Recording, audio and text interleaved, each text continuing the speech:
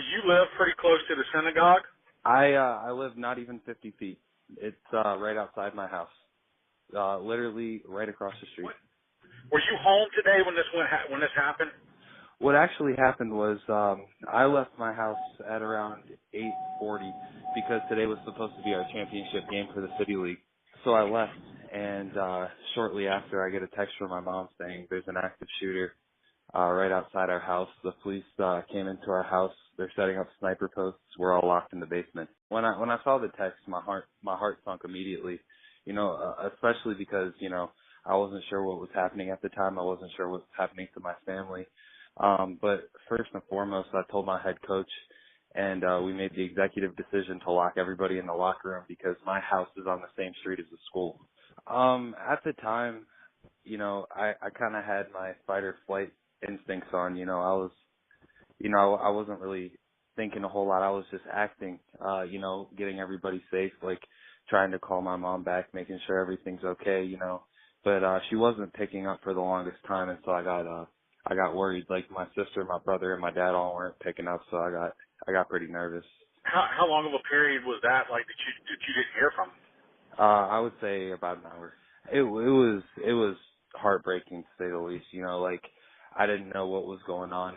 It's honestly the most scared I've ever been in my life. It was a really tough situation because I just wanted to know that they were okay and them not picking up. Like I understand them not picking up because so much was happening for them. We had 8 police officers in our house setting up sniper posts, barricading the doors, making sure everything was okay. But I understand why they didn't pick up, but it was a very scary moment for me. So, like when she called you, the cops were already in the house. Yes.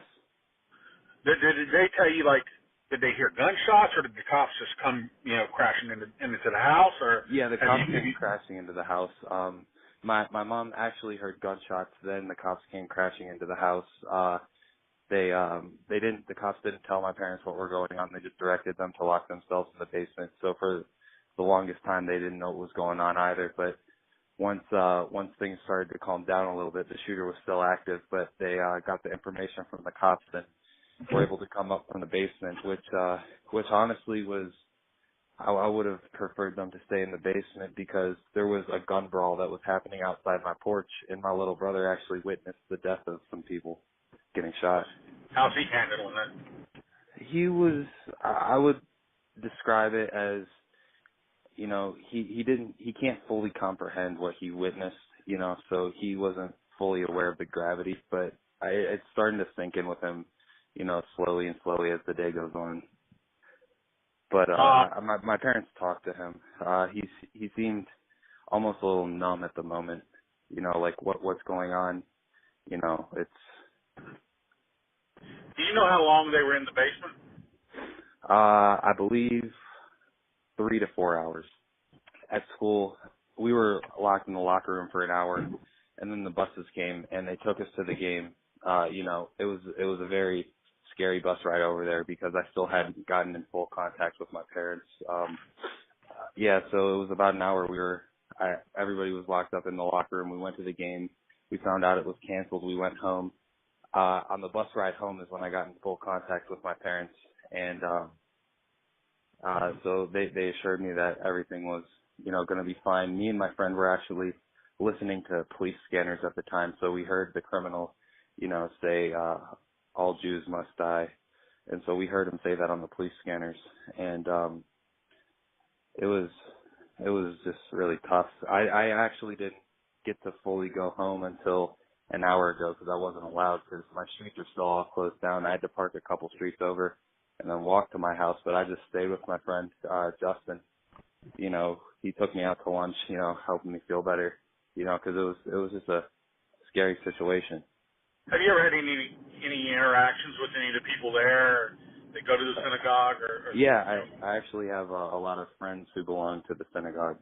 Luckily, I was able to make sure that they all weren't there that day because it was a Jewish ceremony that was going on, and they're not related to the family. So luckily, they weren't there. But it was a very scary moment. Texting them all, like calling them, making sure they were okay.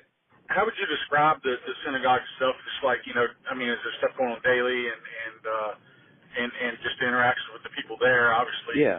Um, I mean, everybody there, walking in, they're very nice people. They'll always say hi to you on the street.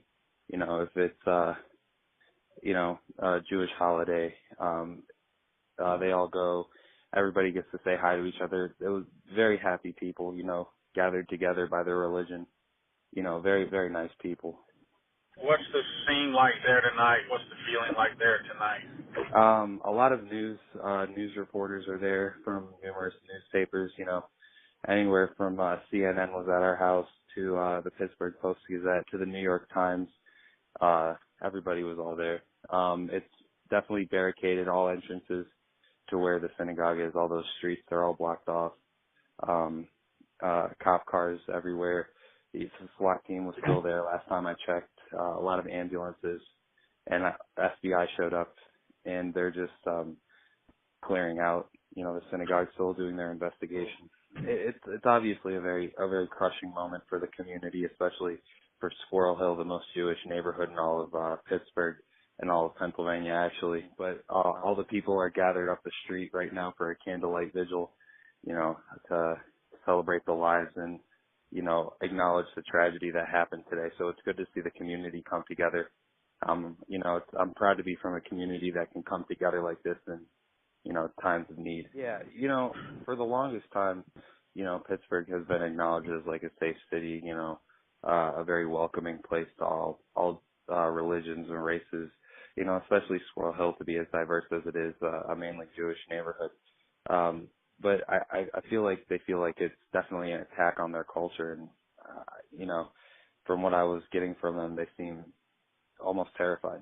Was your house damaged any? Some furniture was rearranged and taken apart to set up for sniper posts, but other than that, no. It's definitely going to be a very hard night to sleep. I think honestly we just have to come together as a family.